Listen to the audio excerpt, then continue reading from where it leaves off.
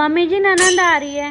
हाँ तो तेने क्यों मुंह फुला रखो? घर में बहन बेटी आए करें सब किया में अच्छे अच्छे खाने बना बढ़िया से। घर में बेटी आने ते चहल पहल होवे, मन लगे खूब।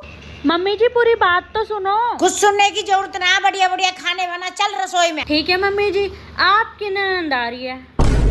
अच्छा सुन। हाँ जी। ऐसा कर, मूंग मसूर की दाल बना दे, जल्दी बन जाएगी।